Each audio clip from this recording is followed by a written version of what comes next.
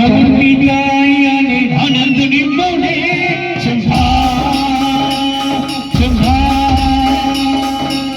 ಚಾಮುಂಡಿತಾಯ ಆನಂದ ನಿಮ್ಮನೆ ಶಂಭಾ ಶಂಭಾ ಹುಡುಗೂಲಿ ತೀರನೆ ಇವನೇ ಶಂಭಾ ಶಂಭಾ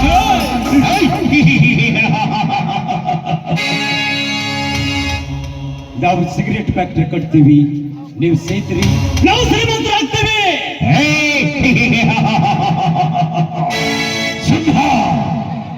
ನಾವು ಗುಟ್ಕಾ ಫ್ಯಾಕ್ಟರಿ ಕಟ್ತೀವಿ, ನೀವು ತಿಂತೀರಿ, ನಾವು ಶ್ರೀಮಂತರಾಗ್ತೇವೆ. ನಾವು ಹಾದಿ ಬೀದಿಗೊಂದು ಬಾರ್ ಅಂಗಡಿ ಓಪನ್ ಮಾಡ್ತೀವಿ, ನೀವು ಹೆಣ್ಣು ಮಕ್ಕಳು ಬಿಟ್ಟು ಬಂದು ಕುಡಿತೀರಿ, ನಾವು ಶ್ರೀಮಂತರಾಗ್ತೀವಿ.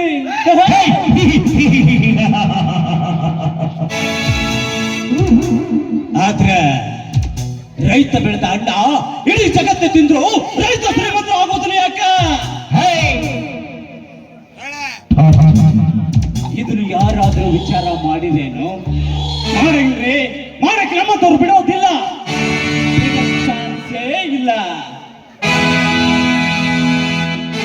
ಸಾಲ ಸೂಲ ಮಾಡಿ ಅದ್ರ ಬೀಜ ಗೊಬ್ಬರ ತರ್ತೀರಿ, ಕರೆಕ್ಟ್ ಟೈಮಿಗೆ ಮಳೆ ಇಲ್ಲ, ಕರೆಕ್ಟ್ ಟೈಮಿಗೆ ಕರೆಂಟ್ ಇಲ್ಲ. ಯಾವ್ದಾರು ಸೊಸೈಟಿ ಬ್ಯಾಂಕ್ಗಳಲ್ಲಿ ಸಾಲ ಹಾಕ್ಸೋದು, ಯಾವ್ದಾರು ಸರ್ಕಾರ ಬಂದ್ರು ನಮ್ಮ ಸಾಲ ಮನ್ನಾ ಮಾಡ್ತೈತೆ ಅಂತ ಹೇಳಿ ಅವ್ರ ದಾರಿ ನೋಡೋದು. ಅವರು 5 ವರ್ಷಕ್ಕೊಮ್ಮೆ ಬಂದು ಗುಮ್ತಾರ, ಗುಮಿಸ್ಕೊಂಡು ಕುಂದ್ರೋದು. ಹೆಚ್ಚು ಕಮ್ಮಿ ಹಾಳಾಗಿ ಯಾರಾದ್ರೂ ಸ್ಟ್ರೈಕ್ ಹೋರಾಟ ಅಂತ ರೋಡಿಗೆ ಬಂದ್ರೆ ಅವ್ರನ್ನ ಕಣ್ಣಾಗಿಟ್ಟು ಕೊನ್ನೋದು. ಹಿಂಗಾದ್ರೆ ರೈತ ಯಾವಾಗ ಶ್ರೀಮಂತ ಆಗ್ತಾನ?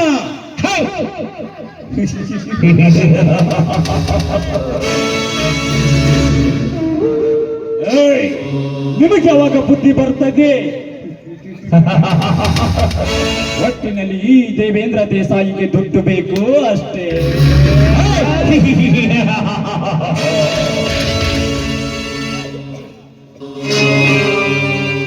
ಧರ್ಮ, ಈ ಕರ್ಮದ ಕಲಿಯುಗದಲ್ಲಿ ನನಗೆ ಎದುರಾಗಿ ಧರ್ಮದ ಬೀಜ ಬಿತ್ತಲು ಹೋದ ಆನಂದೇಗೌಡನ ಗತಿ ಏನಾಯ್ತು ಗೊತ್ತಾ?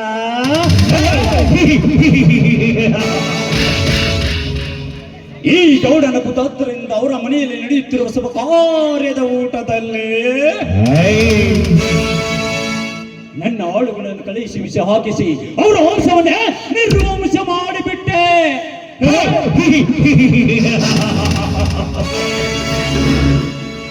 ಅಂದ ಮೇಲೆ ಈ ಊರಲ್ಲಿ ನಮಗೆ ಎದುರಾಗಿ ನಿಂತು ಮಾತನಾಡುವರು ಯಾರು ಹುಟ್ಟಿಲ್ಲ, ಹುಟ್ಟೋದು ಇಲ್ಲ.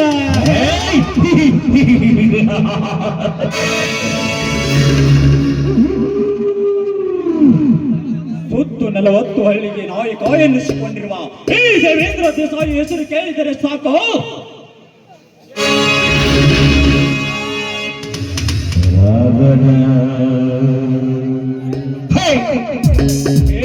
ಬಿದ್ದರೆ ಸರಿ, ಇಲ್ಲ ನಾವೇ ಸೂರಧೀರರೆಂದು ಹಾರಾಡಿದರೆ ಅವರ ಮನಸ್ಸನ್ನು ಸರ್ವನಾಶ ಮಾಡುವುದೇ ಈ ದೇವೇಂದ್ರ ದೇಸಾಯಿ ಗೌಡನ ಬಲವಾದ ಛಲ.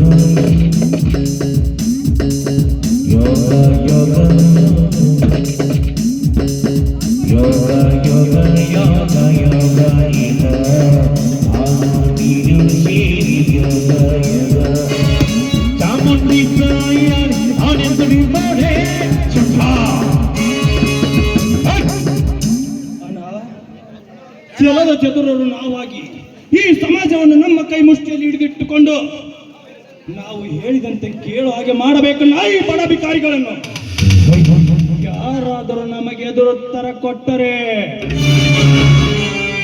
ಅವರನ್ನು ಇಡೀ ಮನೆಯ ಕಂಬಕ್ಕೆ ಕಟ್ಟಿ ಮೈ ಚರ್ಮ ಸುತ್ತುವುದೇ ತಂದ ಕಾರಸ್ಥಾನ.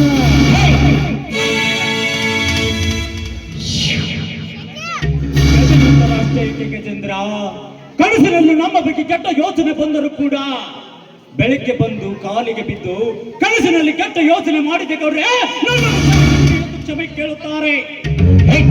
ಅಂದ ಮೇಲೆ ಈ ಊರಲ್ಲಿ ನಮಗೆ ಎದುರಾಗಿ ನಿಲ್ಲುವರು ಯಾರಿದ್ದಾರೆ? ಅಣ್ಣ, ಈ ಊರಲ್ಲಿ ನಮಗೆ ಎದುರಾಗಿ ಯಾರೂ ಇಲ್ಲಣ್ಣ, ಇದು ನಿಜ. ಆದರೆ ನಮ್ಮ ಜೊತೆಗೆ ಇದ್ದವರೇ ನಮ್ಮ ಬೆನ್ನಿಗೆ ತೂರಿ ಹಾಕ್ತಾರೆ ಎನ್ನುವುದು ಮರೆಯಬಾರ್ದಣ್ಣ, ಮರೆಯಬಾರದು. ಬೆನ್ನಿಗೆ ಚೂರಿ ರವೀಂದ್ರ, ನೀನು ಹೇಳುವ ಮಾತು ಸತ್ಯವಿದೆ. ಹಾಗೇನಾದರೂ ನಮ್ಮ ಜೊತೆಗೆ ಇದ್ದವರೇ ನಮ್ಮ ಬೆನ್ನಿಗೆ ಚೂರಿ ಹಾಕುವ ಸಂಚು ಹಾಕಿದರೆ ಈ ನನ್ನ ಬಂದೂಕಿನಿಂದ ಬರೆಯದೆ ಗುಂಡಿಗೆಯನ್ನು ಸೀಳಿ ನಮ್ಮ ಪ್ರಾಣಕ್ಕೆ ಮೋಸದ ಬಾಣ ಹೊಡೆಯುವ ಕಡೆ ವೈರ್ಯ ದೇವವನ್ನು ಚಿತ್ರ ವಿಚಿತ್ರ ಮಾಡಿ ದಿಟ್ಟ ಧೀರರಾಗಿ ಮೆರೆಯೋಣ ಈ ಬ್ರಹ್ಮಾಂಡದಲ್ಲಿ. ಅಣ್ಣ, ಆ ಬ್ರಹ್ಮ ಒಬ್ಬನೇ ಬ್ರಹ್ಮಾಂಡಕ್ಕೆ ಸಿಂಹ, ಆದರೆ ಈ ಬ್ರಹ್ಮಾಂಡಕ್ಕೆ ನಾವಿಬ್ಬರು ಜೋಡಿ ಸಿಂಹ.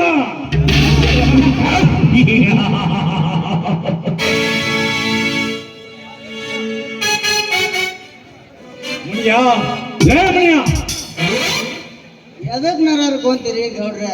ಅದು ಏನ್ ಕೆಲಸ ಅಂತ ಹೇಳಿ ಸಾಯಿರಲ್ಲ. ಏನಂದಲೇ ಮುನಿಯ? ಅದು ಏನ್ ಕೆಲಸ ಹೇಳ್ರಿ ದೇಸಾಯಿಯವರ? ಬ್ಯಾಂಕಿಗೆ ಹೋಗಿ 20 ಲಕ್ಷ ಹಣ ತೆಗೆದುಕೊಂಡು ನಮ್ಮ ಪಾಟ್ನಾ ನದಿಯ ಮೇಲೆ ರಾಜೇಂದ್ರನಿಗೆ ನಮ್ಮ ರೌಡಿ ರಾಜನ ಕೈಯಲ್ಲಿ ಕೊಟ್ಟು ಕಳಿಸುವಂತ ಅದ್ರ ಬಗ್ಗೆ ನೀವೇನ್ ಚಿಂತೆ ಮಾಡ್ಬಿಡ್ರಿ ಗೌಡ್ರ. ನಾ ಬೆಳಗ್ಗೆ ಕೆಲಸ ಮುಗಿಸ್ಬಿಟ್ಟೇನ್ರಿ ಅದನ್ನೆಲ್ಲ.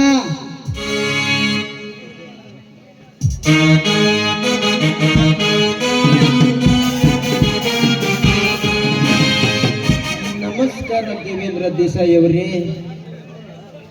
ಯಾರು? ಓಹೋ, ಇನ್ಸ್ಪೆಕ್ಟರ್. ಬನ್ನಿ ಇನ್ಸ್ಪೆಕ್ಟರ್, ಕುಳಿತುಕೊಳ್ಳಿ. ಕುಳಿತುಕೊಳ್ಳೋದಕ್ಕೆ ಬಂದಿಲ್ಲ ದೇಸಾಯಿ ಅವರೇ, ನಿಮ್ಮನ್ನು ಅರೆಸ್ಟ್ ಮಾಡೋದಕ್ಕೆ ಬಂದಿದ್ದೇನೆ.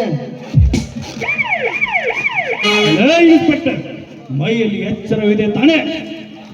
ಯಾರದ ಮನೆಗೆ ಹೋಗಬೇಕಾದ ನೀನು ದಾರಿ ತಪ್ಪಿ ಇಲ್ಲಿಗೆ ಬಂದಂತೆ ಕಾಣುತ್ತದೆ.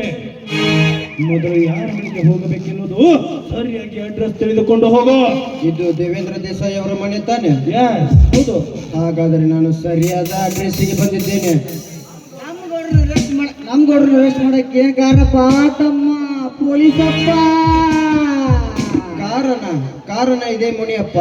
ಇದೇ ಊರಿನಲ್ಲಿ ಶ್ರೀರಾಮಚಂದ್ರ ಎಂಬ ರೈತನ ಆಸ್ತಿಯನ್ನು ಈ ದೇಸಾಯಿ ಅವರು ಅಕ್ರಮದಿಂದ ತಮ್ಮ ಕೈವಶ ಮಾಡಿಕೊಂಡು ಆ ಆಸ್ತಿಗೆ ಇವ ಹೆಸರನ್ನು ಎಂಟ್ರಿ ಮಾಡಿಸಿದ್ದಾರೆ. ಆ ಆಸ್ತಿ ವಾರಸ್ಥರಾದ ಶ್ರೀರಾಮಚಂದ್ರನ ಹೆಂಡತಿ ಸಾವಿತ್ರಿ ಮತ್ತು ಅವರ ಮಗ ಪ್ರಶಾಂತ್ ನಮ್ಮ ಆಸ್ತಿ ನಮಗೆ ಬಿಡಿಸಿಕೊಡ್ಬೇಕೆಂದು ಕಂಪ್ಲೇಂಟ್ ಕೊಟ್ಟಿದ್ದಾರೆ. ಆಸ್ತಿ ಸಲುವಾಗಿ ನಿಮ್ಮನ್ನು ಅರೆಸ್ಟ್ ಮಾಡೋದಕ್ಕೆ ಬಂದಿರಲಿಲ್ಲ ದೇಸಾಯಿ ಅವರೇ. ಅರೆಸ್ಟ್ ಮಾಡುವುದಕ್ಕೆ ಇನ್ಸ್ಪೆಕ್ಟರ್, ನಿನ್ನ ಕೋರ್ಟ್ ಕಚೇರಿಯಲ್ಲ ಈ ದೇಶದತ್ತ ಮನೆತನದವರಿಗೆ ಏನು ಹೊಸದಲ್ಲ. ನಾನು ನಿನ್ನ ಕೋರ್ಟಿಗೆ ಬಂದು ಭೇಟಿ ಆಗುತ್ತೇನೆ, ನೀನು ಹೊರಡಬಹುದು.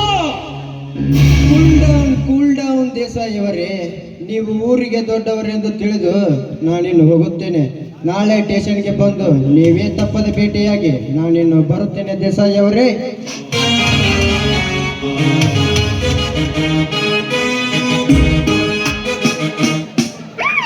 ಸಾವಿತ್ರಿ,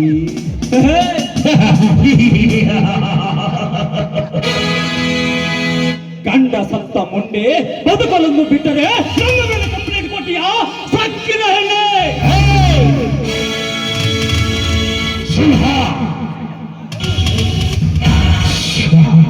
ಸುಮ್ಮನೆ ನಾವು ಹೇಳಿದಲ್ಲಿ ಸಹಿ ಹಾಕಿದರೆ ಸರಿ, ಇಲ್ಲ ಮುಂದೆ ಏನು ಮಾಡಬೇಕೆನ್ನುವುದು ನಮಗೆ ಚೆನ್ನಾಗಿ ಗೊತ್ತಾ?